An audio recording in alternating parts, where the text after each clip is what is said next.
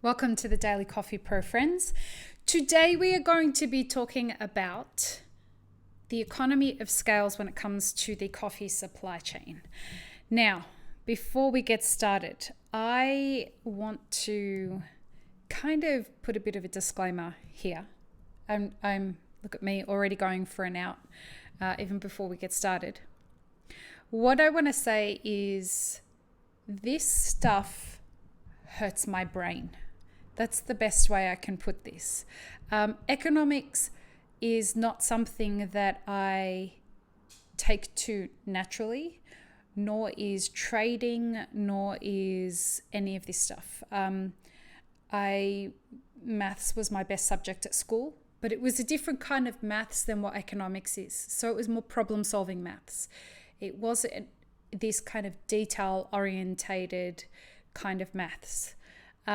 I'm also a problem solver and an ideas person. So this way of thinking really does hurt my head, but it is something that we have to think about if we're going to start looking at this coffee supply chain issue and this coffee crisis. And I'm lucky enough to have amazing people in my life that I can call up and say, hey, can you come on the podcast and let's talk about trading on the C market and help us all understand this, and can we talk about economics? So I'm looking to get in contact with somebody who teaches this stuff and get them to come on the podcast and talk to us about commodities trading and, go into detail about economy of scales and things like that, hedging and going long and short and all this fun stuff that does hurt my brain.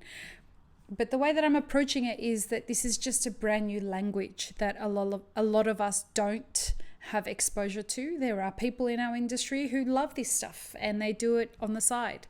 I'm not one of those people. I have lots of other things that I'm very good at. This is not one of them.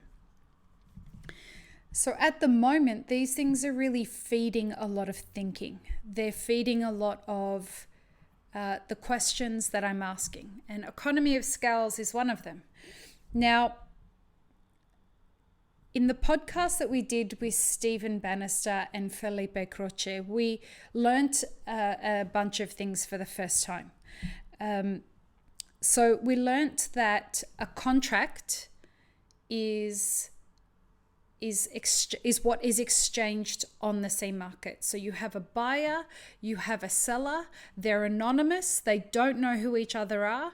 One of them wants to buy a contract, the other one wants to sell a contract, and a contract is precisely 37,500 pounds of commodity coffee or commercial coffee. It can also be specialty coffee, but it's coffee that's being traded, okay?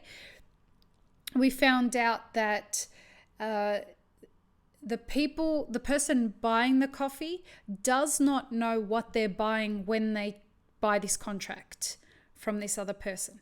What they do know is that they know the price that they want to pay, and they know that through a broker that a seller accepts that price. So those things are matched. So the buyer says, I want to buy a contract for, let's say, 87 cents, right, per pound. And the seller is trying to sell for 87 cents per pound. Those two match, therefore the contract it goes through. There is anonymity in that. I don't understand why yet. I don't know why it happens that way, but from what I'm led to believe and what I think I understand is commodities trading has to be anonymous in order to minimize corruption. It's a way of protecting people. Okay, we'll get someone to explain this stuff to us further on the podcast. So we know that a contract is 37,500 pounds of coffee per contract. Stephen told us that thousands and thousands of contracts are traded every day. Now, the C market is a futures. It's a futures market. So what that means is they're trading today for coffee that is going to exchange hands down the line. But that contract that they're buying is just a contract. It isn't tied to physical coffee at this point. Okay, it's not anything like that. That too, I don't understand, but we will get someone to explain it to us. What was explained to me is that traders make cents per pound on each contract. Also, importers make cents per pound on each contract. Now, I keep looking down because I'm referring to a post that I did on our Instagram at iMapItForward today. Now, if a trader is making 5 cents per pound on one contract, and remember, it's precisely 37,500 pounds. It's not kind of sort of that much. It's precisely that much. Now, if they're making 5 cents per pound, they are making per contract $1,875 per contract. If for the same amount of kilos, so 37,500 pounds, not kilos, pounds, roasters are making $1 per pound. And we know that they're making more than that, but let's keep it conservative and say it's $1. For that contract, a roaster stands to make $37,500 for the whole contract. Now, this is where I start to get confused because, look, the whole point of us exploring all of this stuff is we want to understand who's making the money in the coffee supply chain. Everyone's crying poor to me. Everybody's telling me that they're not making the money in the coffee supply chain. So I'm trying to understand who it is. I'm not saying that it's any one person more than anyone else. I stand to win nothing or lose anything from pinpointing it to being one particular person. I'm legitimately trying to understand, as we're in the middle of a coffee crisis, who the fuck's making money on this? 160 million bags of coffee are produced every year from 40 countries. Somebody's got to be making some money. Otherwise, we wouldn't have an industry. And I'm trying to understand who it is.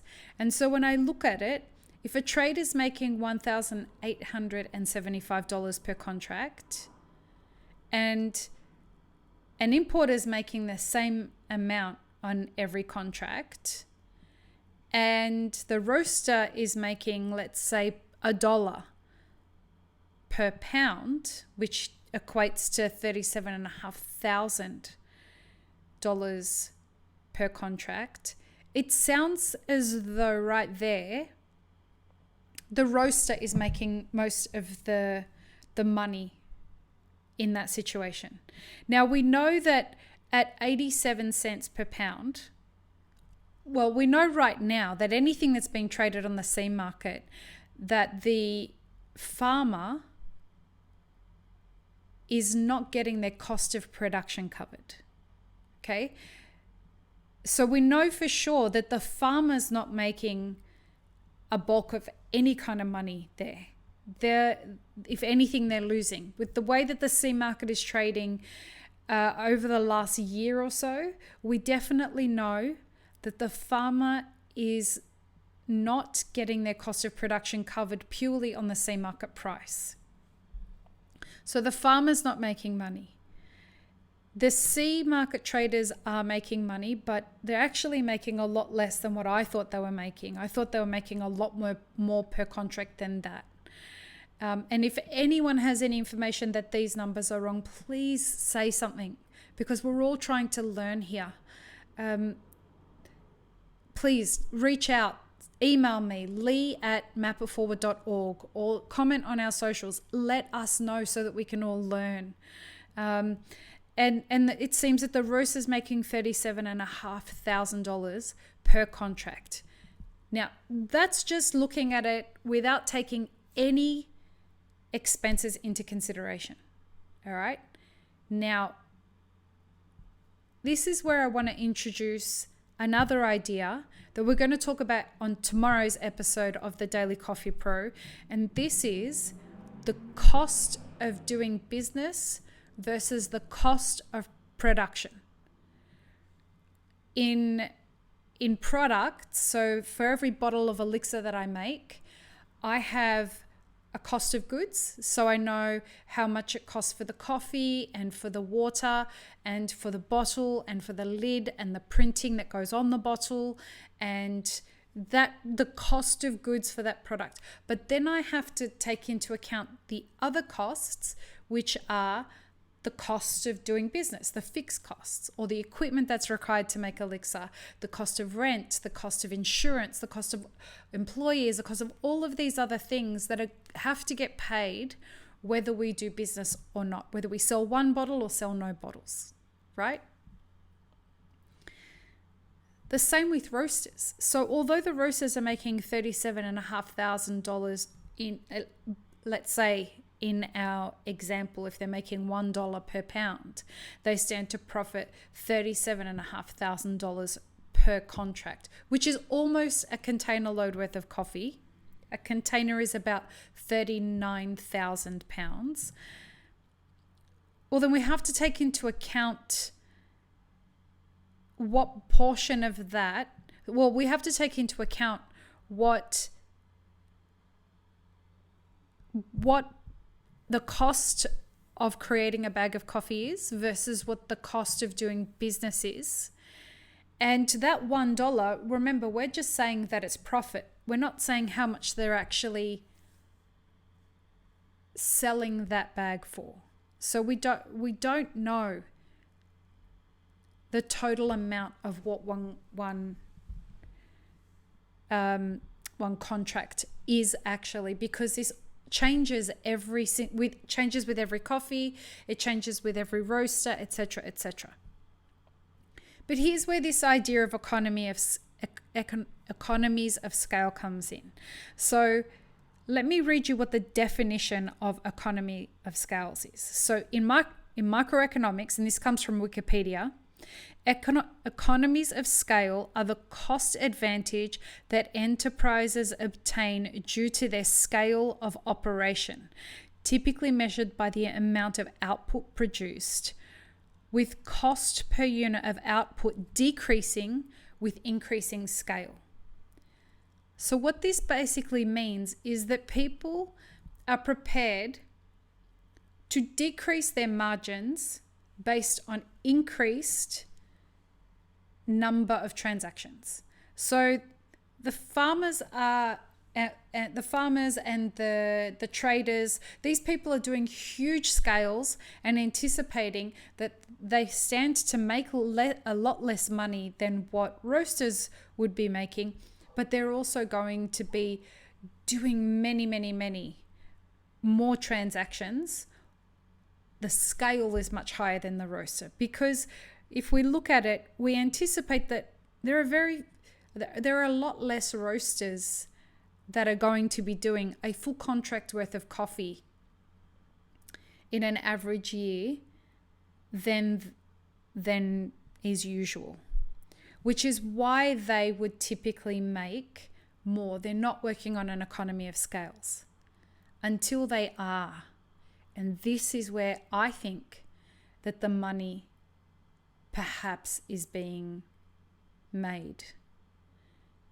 It's the roasters who are doing huge scale, but working off numbers that aren't built into this idea of economies of scale. So they're making the same, well, if not more money than, let's say, your average specialty roaster. They're making bigger margins because they have purchasing power, and they're also selling to greater numbers or greater volumes than the average roaster. And from what I'm seeing from all the questions that I'm asking, this is where it seems to be that the money is being made in the coffee supply chain. And I'm so happy to be proven wrong here. I'm so happy for someone to show me a different way. So it's not the people who are buying the really great specialty coffee and selling for the same price that they've sold for the last who knows how many years. It's definitely not the cafe owners that are selling the wholesale coffee that they've bought that are making huge amounts of coffee. But it is the roasters, from what I can see, that are buying commodity coffee off the sea and are selling at huge numbers that are making all the money in the coffee supply chain. From what I understand when it comes to sea market traders, they make more money off currency trading than they do off the actual coffee contracts. Again, please, if I'm not correct on this, someone contact me and tell me that I'm wrong and I've misunderstood it. But from what I can see, the money is being made at this part of my learning, my research. This is what I can see, is that if people trading on the sea market are making a lot of money, it's because they're trading thousands of contracts. It's not that they're making huge amounts off each contract. And it's not happening with the importer either. They're making cents per pound. Roasters are making more money than anyone, but I also think that roasters in the specialty market, in the proper specialty market, not ones that are saying that they're selling specialty and actually buying C, the ones that are actually relationship buying and doing that kind of thing, they're not making an enormous margin either, although I think they may be making some good margins. Anyway, that's where we're at today. Tomorrow we're going to be talking about this idea of the cost of production versus the cost of doing business, and the relationship between those two things, the things that I've learned that the farmers are experiencing that we haven't learned about. If you haven't yet looked into the hashtag "This is your coffee farmer," please head to our Instagram at imapitforward and join the campaign to help your end customer learn that this is an agricultural product. I'm going to leave it there. I hope I didn't fuck that up too much. As I said, I'm still learning, and I hope that we can all just engage in a bunch of conversation around all of this and teach each other more and learn from each other. Peace, love, and peanut butter, friends. Have an amazing rest of your day.